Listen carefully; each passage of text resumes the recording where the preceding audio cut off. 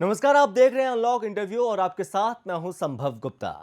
मध्य प्रदेश में जन्मे और यूपी में अपने सतत कामों के लिए जाने जाने वाली ये शख्सियत विकास की धुरी बतौर काम कर रही है। ये विकास की धुरी कानपुर नगर को जगमग कर रही है। जी हां, आज आपका वास्ता होगा सत्य और निष्ठा से अपने कार्यों को निर्वहन करने वाले सांसद सत्यदेव पचौरी से, जो कानपुर के विकास के लिए लगातार काम कर रहे हैं।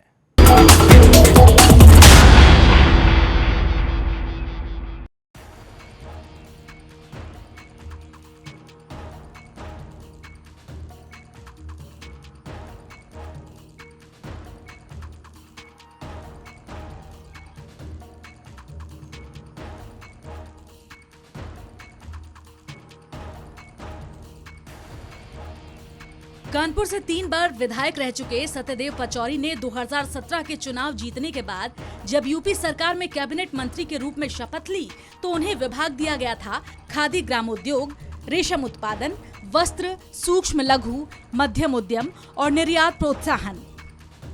इन विभागों को संभालने के बाद सत्यदेव पचौरी ने ऐसा काम किया कि इन विभागों की कायाकल्प ही कर दी थी। इसके बाद कानपुर लोकसभा सीट से बीजेपी ने उन्हें टिकट दिया और नतीजा आया कि सत्यदेव पचौरी चुनाव जीतकर देश के सबसे बड़े सदन में पहुंच गए और अब कानपुर के विकास के लिए निरंतर काम कर रहे हैं। भारतीय सभ्यता और परिवेश में रचे बसे एक ब्राह्मण कृषक परिवार में जन्मे सत्यदेव पचौरी आचार विचार से बेहद नम्र हैं। सत्यदेव पचौरी का जन्म 12 अगस्त 1948 में मध्य प्रदेश के जनपद भिंड स्थित गांव मिहोना में हुआ था। इनके जीवन पर इनकी धार्मिक मां का गहरा प्रभाव पड़ा, जिससे इनके मन में सरलता और विनम्रता का संस्कार पनपा।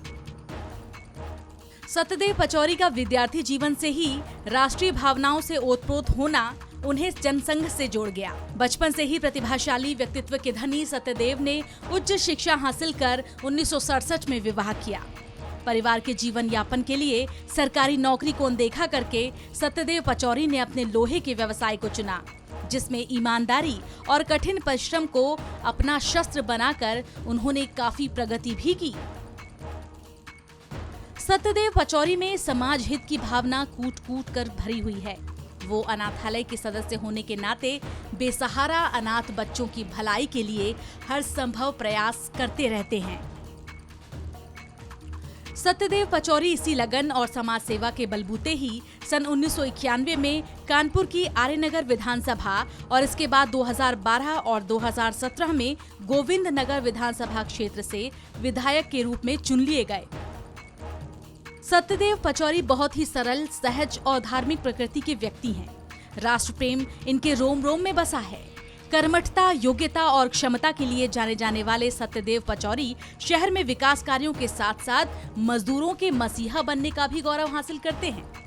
लाल इमली के मजदूरों का 27 करोड़ वेतन जो बकाया था वो उन्होंने दिलवाया और आगे भी उनकी लड़ाई लड़ने को वो खुद की जिम्मेदारी समझते हैं। कोविड-19 पर नियंत्रण को लेकर भी उन्होंने शहर में अनवरत कार्य किया और जन शिकायतों का समाधान किया। सत्यदेव पचौरी की ये राह निरंतर जारी है।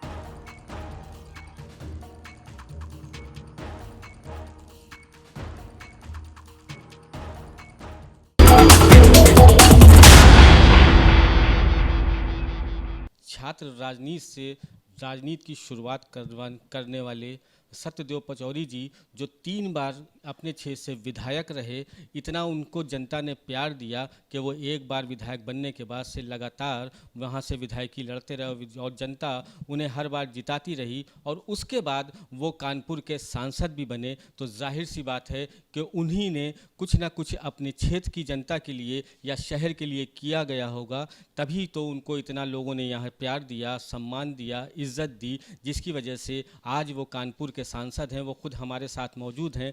आज उनसे बात करेंगे, उनसे हर एक बात पूछी जाएगी। आज उनका राजनीतिक जीवन के बारे में भी बात करेंगे, आगे भी उनसे बात करेंगे, उनकी उपलब्धियों के बारे में बात करेंगे। वो खुद हमारे साथ मौजूद हैं। सबसे पहले तो उनसे शुरुआत करते हैं कि सर, आपने जब राजनीति की शुरुआत करी तो कहाँ से करी और कैसे आए आप? देखिए, मैं संघ का स्वयंसेवक, और संघ ने ही मुझे विद्यार्थी परिषद में भेजा कि विद्यार्थी परिषद में काम करो। और विद्यार्थी परिषद से काम करते करते मैं जनसंघ में आ गया, फिर विद्यार्थी परिषद में चला गया, फिर भारतीय जनता पार्टी में आ गया, फिर जनता पार्टी में आ गया। तो यही यात्रा चलती रही अनवरत सन 1968 से, और आज भी चल रही है। तो आप छात्र जब थे और छात्र राजनीति में, वहाँ पर भी आप चुनाव लड़े थे, जीते थे, कौन सा पद था, किस सन में रहे आप? मैं 1972 से 73 में VSLT कॉलेज से छात्र संघ का अध्यक्ष विद्यार्थी परिषद से चुना गया था, और सारा पैनल विद्यार्थी परिषद का जीता था। अध्यक्ष भी जीते थे, उपाध्यक्ष भी जीते थे, महामंत्री भी जीते थे, मंत्री भी जीते थे, प्रचार मंत्री भी जीते थे, क्रीड़ा मंत्री भी जीते थे। सारे पद पहली दफे ऐसा हुआ था जब LT कॉलेज में हमारा पूरा पैनल जीता था। वहाँ से आप जीते, आपका पूरा परिवार भी राजनीतिक पृष्ठभूमि वाला रहा, और आप RSS से, जनसंघ से भी जुड़े रहे, और जुड़ने के बाद फिर आपने, जब आप इस राजनीति में आए, भारतीय जनता पार्टी में रहे सब जगह, पहली बार जब आप यहाँ से चुनाव लड़े थे तो कैसे और किस तरीके से आपने उसको मैनेज किया था? देखिए, मैं 1968 से लेके 91 तक निरंतर जनता के बीच में काम करता रहा। जितने संघर्ष जनसंघ ने जनता के लिए किए हैं, जितने आंदोलन किए, धरने किए, प्रदर्शन किए, जेल भरो आंदोलन किए, किसी दल ने नहीं किए आज तक। और इसीलिए आज भी हमारे कार्यकर्ताओं के तेवर हमेशा आंदोलन के रहते हैं, विपक्ष के रहते हैं। और इसीलिए जब जनता में काम करोगे तो जनता का प्यार मिलेगा। हमने काम किया, पार्टी ने निर्णय लिया कि आपको विधानसभा लड़ना है, तो हम लड़े, और ऐसी सीट से जीते ये जिस सीट पर भारतीय जनसंघ और भारतीय जनता पार्टी और आज भी कभी पार्टी जीती नहीं थी, जो थी आरनगर विधानसभा, जिसमें मैंने मुस्लिम लीग को 11,000 वोटों से हराया था। इतने वोट हमें मिले थे, आज तक पार्टी उस मुकाम पे पहुंच ही नहीं पाई। कई कैंडिडेट लड़ाए हमने, अंटू मिश्रा भी लड़ चुके हैं, हरीश मतरेजा भी लड़ चुके हैं, गणेश अवस्थी भी लड़ चुके थे, हमारे फादर भी लड़ चुके थे, लेकिन जितने वोट हमें मिले थे उतने नहीं मिले। ये उदाहरण है अपने आप में कि मैं जनता से कितना निकट से जुड़ा रहा हूँ। इसमें तो कोई भी शक नहीं किया जा सकता कि आप वाकई जनता से जुड़े रहे, तभी आप 3 बार विधायक बने। तो लेकिन अगर आपकी बात करी जाए कि 3 बार आप विधायक रहे, तो 3 बार में अगर वहाँ की उपलब्धियों की बात करी जाए, क्षेत्र में विकास की बात करी जाए, तो कहाँ तक और किस हद तक आपने किया? देखिए, वैसे तो मैं जब विकास की बात सोचता हूँ तो पूरे कानपुर के विकास की बात सोचता हूँ, क्योंकि हम केवल एक दायरे में, एक क्षेत्र में अपने आप को सीमित नहीं रख सकते। लेकिन आरनगर में जब मैं विधायक था तो वो समय दंगाग्रस्त क्षेत्र था, तो मेरे सामने ये चुनौती थी कि कैसे मैं हिंदू क्षेत्र को सुरक्षित रखूं।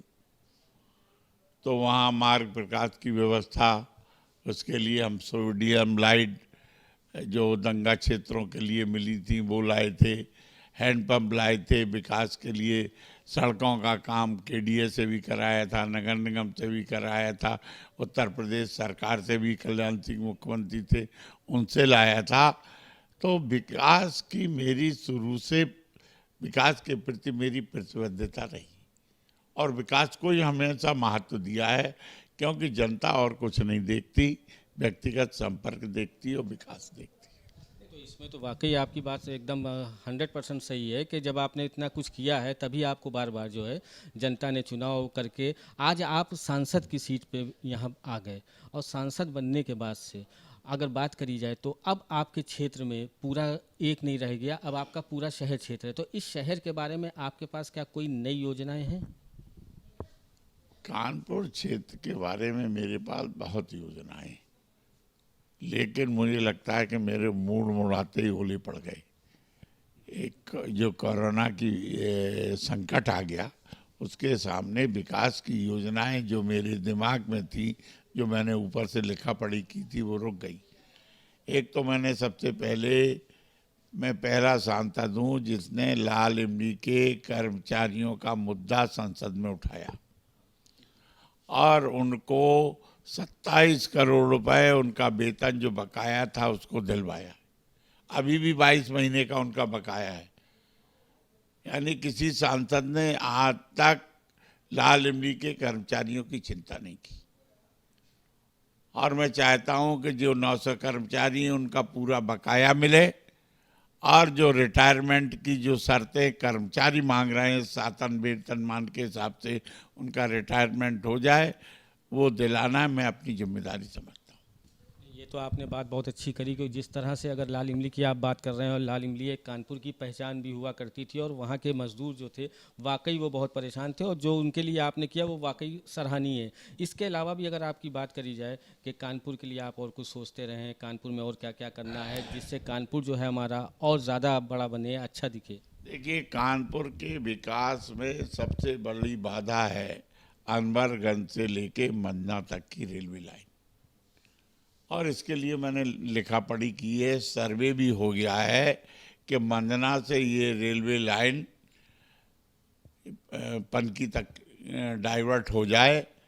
तो ये जो रेलवे लाइन के कारण 18 फाटक रास्ते में IIT तक पड़ते हैं, जिसके कारण मार्ग अवरुद्ध हो जाता है, लोगों का आना जाना प्रभावित होता है। और कभी कभी तो ऐसी घटनाएं होती हैं कि एम्बुलेंस से मरीज जा रहा है, फाटक बंद है, वो अस्पताल नहीं पहुंच सकता, क्योंकि सारी सुविधाएं उत्तर में, कचहरी उत्तर में, अस्पताल उत्तर में, बड़े बड़े ऑफिसेस उत्तर में, नगर निगम उत्तर में, KDA उत्तर में, DM ऑफिस उत्तर में, SSP ऑफिस उत्तर में, IG DIG ऑफिस सब उत्तर में, यूनिवर्सिटी उत्तर में, IIT उत्तर में।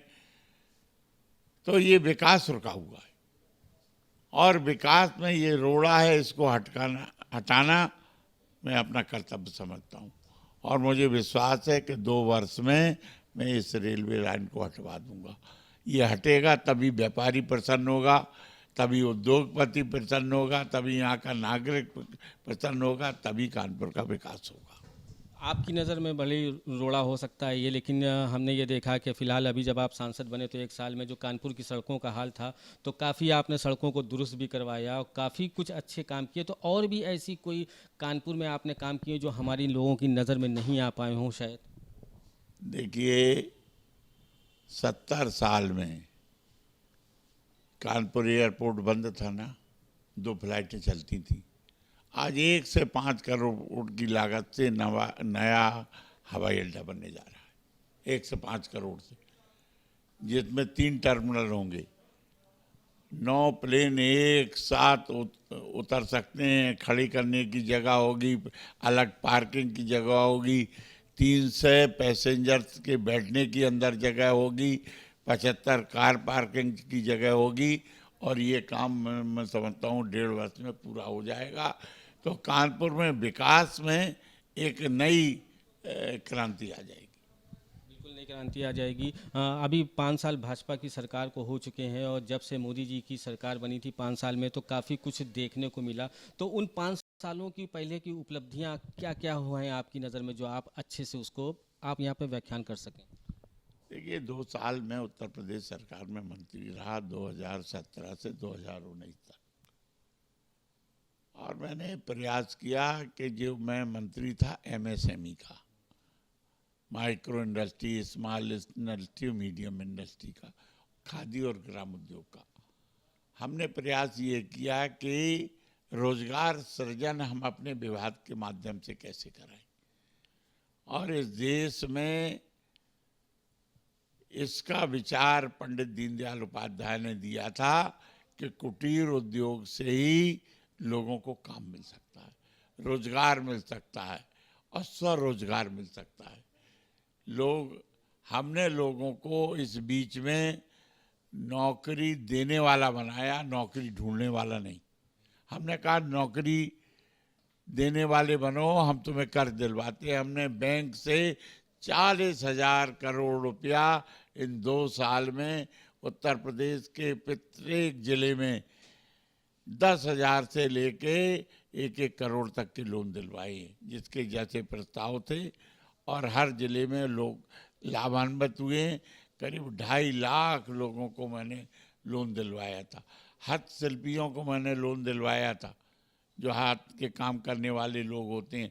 मैंने माटी कला बोर्ड बनाया, जिसमें कुम्हार हैं, लोहार हैं, सुनार हैं, नाई हैं, धोबी हैं, मोची है, टोकरी बनाने वाले।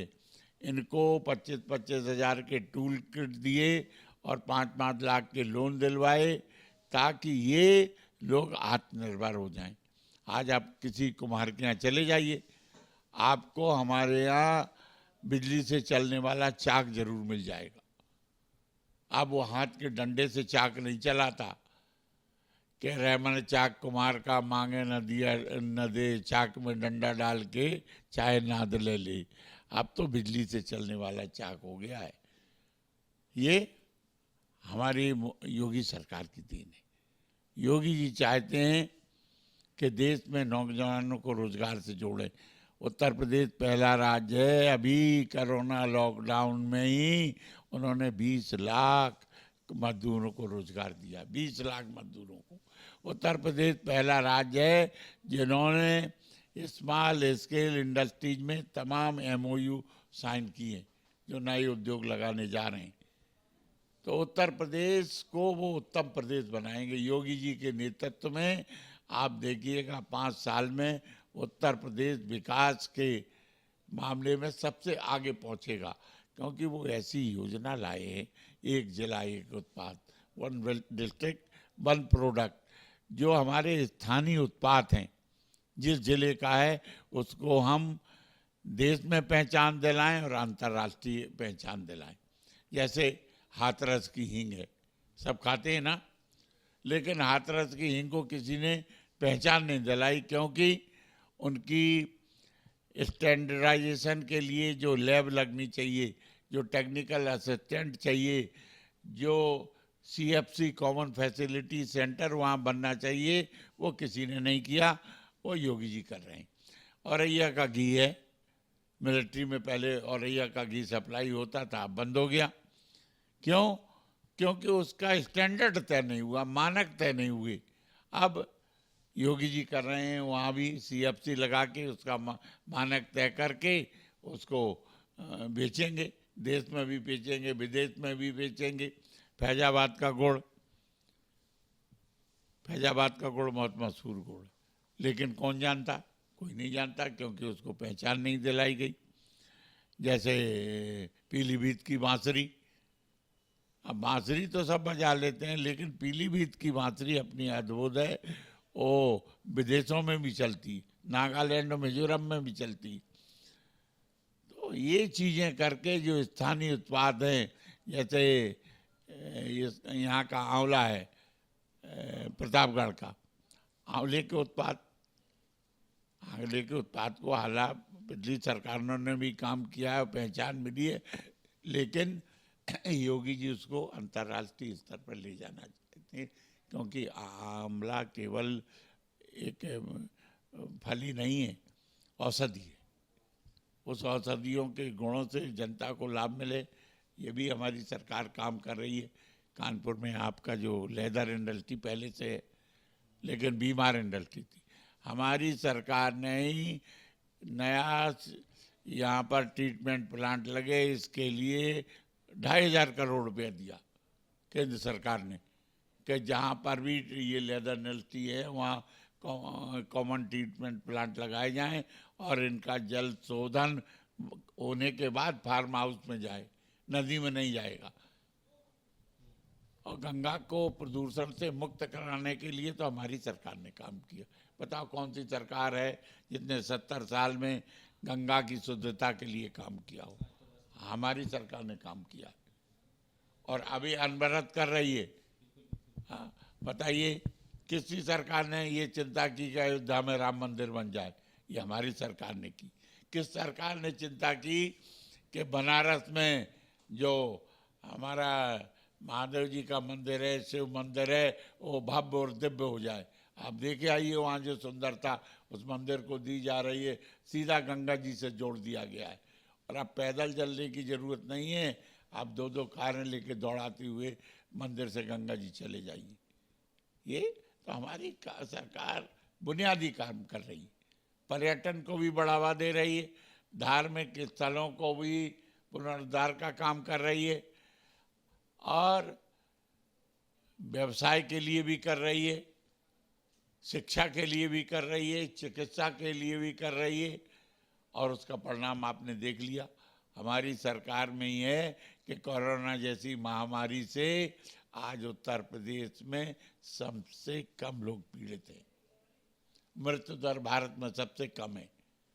ये सरकार की सफलता ही के कारण हो रहा है। आपने जैसे कोरोना की बात करी तो पहले कोरोना पे ही बात कर लेते हैं। तो कोरोना पे तो विपक्ष का ये आरोप है कि आप इतनी बड़ी आबादी है उत्तर प्रदेश में, आप टेस्टिंग ही कम करा रहे हैं जिसकी वजह से सामने मरीज निकल के नहीं आ रहे हैं। हम जितनी करा रहे हैं उनमें मरीज आ रहे हैं ना, लेकिन 97% ठीक हो रहे हैं। हम जितना ही कर रहे हैं, उनका यही आरोप हम मान लेते हैं, लेकिन 97% को हम ठीक कर पा रहे हैं कि नहीं, ये बता दीजिए। बिल्कुल, इसमें कोई शक नहीं है क्योंकि कानपुर जो था वो नंबर 1 पे था रिकवरी में, सबसे ज़्यादा बेस्ट कानपुर ही था जो ठीक कर रहा था मरीजों को, और उसकी नौबत थी कि 21 बचे थे। विपक्ष हम पे आरोप लगा रहा है। महाराष्ट्र में क्या हो रहा है, बंगाल में क्या हो रहा है, तमिलनाडु में क्या हो रहा है, राजस्थान में क्या हो रहा है, वहाँ क्यों नहीं टेस्ट करा के कंट्रोल कर लेते? तो कहने को आरोप आप लगा सकती हो, लेकिन आप जिम्मेदारी पे बैठे हुए, जिम्मेदारी पद पे है, आपकी भी सरकार है, इसलिए आप एलिगेशन वही लगाओ जो सही हो। आपने एक बांसुरी की बात कही तो बांसुरी से मुझे याद आ गया कि एक यहाँ पर कांग्रेस के भी सांसद हुआ करते थे जो 3 बार से सांसद रहे, तो शायद वो बांसुरी ही बजाते रहे क्योंकि एक सीओडी पुल हुआ करता था जो अभी वन वे एक तरफ से उसको शुरुआत करी गई है, शायद वो आप ही की देन है। तो उसका दूसरे साइड से भी कब तक शुरुआत आप करवा सकते हैं? मेरे ख्याल 2 महीने में चालू हो जाएगा। काम बीच में बंद हो गया था और ये उन्हीं की देन थी कि ऐसे ठेकेदार को दिलाया जो काम ही नहीं करना चाहता था, क्योंकि हमारे यहाँ तो काम में भी शुद्धता होती है, लेकिन वहाँ शुद्धता नहीं थी, वहाँ बयानबाजी थी, अंडर हैंड डीलिंग थी। अब आप देखिएगा, क्योंकि ठेकेदार वही है और उस पर मैंने दंड करा दिया, 3 करोड़ रुपया उसका काटा जाएगा, उस पर जुर्माना हो गया, पेनल्टी लगवा दी गई और 2 महीने में काम नहीं करेगा तो उसको भगवा देंगे, दूसरे ठेकेदार को ला के काम पूरा कर देंगे। केवल 60 लाख का काम रह गया बाकी। मतलब हम आपकी बात पे ये अपने जो दर्शक हैं हम उनसे ये गारंटी के साथ कह सकते हैं कि हम 2 नहीं 3 महीने में जो सीओडी ब्रिज है वो आपका दूसरी साइड भी लाइन चालू हो जाएगी। निश्चित हो जाएगी, भव्य दिव्य हो जाएगी। लाइटें भी हमारे समय में लगी हैं, वहाँ पर लाइटें लग गई, उसके पहले पुल पे लाइटें नहीं थी। आप देखिए एक तरफ की जो सड़क बनी हुई थी उसका फुटपाथ नहीं बनाया आज तक, आप जाके देख के आइए। हम फुटपाथ भी उनका भी बनवाएंगे और ये भी बनवाएंगे, डिवाइडर बनवाएंगे और फर्राटेदार सड़क बनेगी। चलिए, दूसरी बार फिर भाजपा की सरकार बनी, भाजपा की दूसरी बार सरकार बनने के बाद 1 साल हो गए, अच्छा कार्यकाल रहा, तो इसको जो है इस 1 साल को जो गुजर गया आपका पूरा 1 साल, तो इसको आप किस नज़रिए से देखते हैं और कैसा रहा वो साल? देखिए ये तो महत्वपूर्ण ईयर है कि मोदी जी ने स्वदेशी और स्वावलंबन पर जोर दिया है। आज ही आपने समाचार पत्रों में देखा होगा कि तमाम चाइना के जो ठेके थे वो निरस्त कर दिए गए, क्योंकि हमें भारत को आत्मनिर्भर भारत बनाना है, स्वावलंबी भारत बनाना है। तो हम उस ओर बढ़ रहे हैं। हम अपने जो हमें आवश्यकता है भारत में उत्पाद करेंगे। तमाम कंपनियां भारत में आना चाहती हैं, हम उनको लाएंगे, सुविधाओं देंगे और हम उत्पादन में अपनी आवश्यकता की पूर्ति करेंगे और विदेशों में भी भेजेंगे। चीन की भी बात करी आपने, तो चीन ने जिस तरह से कायरतापूर्ण धोखेबाजी करी है हमारे देश के साथ, और उसमें जो हमारे सैनिक जो हैं 20 सैनिक शहीद भी हो गए हैं, तो इसको आप कैसे ले रहे हैं इस पूरे मामले को, और आपके अपनी सोच क्या है और आप क्या चाहते हैं इसके लिए? हम तो वही चाहते हैं जो देश की जनता चाहती है। देश की जनता चाहती है कि चीन को मुंह तोड़ जवाब दिया जाए और एक एक इंच जमीन खाली कराई जाए और धोखेबाज पे कभी विश्वास न किया जाए। ये थे हमारे साथ सांसद पचौरी जी, जो बता रहे थे, और जितने भी उनसे सवाल किए उन्होंने हर सवाल का बेबाकी से जवाब दिया। और वो अगर बात करी जाए तो वो अपनी इसी बेबाकी के लिए मशहूर भी हैं और अपने विकास कार्यों के लिए भी बहुत ही मशहूर हैं। और अगर शहर की जनता की बात करी जाए तो शहर की जनता जो है वो भी उनको बाबूजी के नाम से ही पुकारती है, और किसी नाम से उनको पुकारा भी नहीं जाता। तो जाहिर सी बात है ये जनता का प्यार है। पहले एक क्षेत्र के विधायक हुआ करते थे, आज पूरे शहर के वो सांसद हैं। तो ये पूरी शहर की जनता का जो प्यार है, जो यहाँ तक है वो पहुँचे हैं, और जितने भी उन्होंने विकास कार्य किए हैं और हमसे और तमाम विकास कार्यों को करने की बात भी कही है। मगर इस कोरोना महामारी के आ जाने की वजह से जो भी काम इनके चल रहे थे वो रुक गए हैं, लेकिन उसको आगे करने की बड़ी जिम्मेदारी से बात कर रही है। कैमरा पर्सन शशांक शुक्ला के साथ इब्ने हसन जैदी, HNN न्यूज़ कानपुर।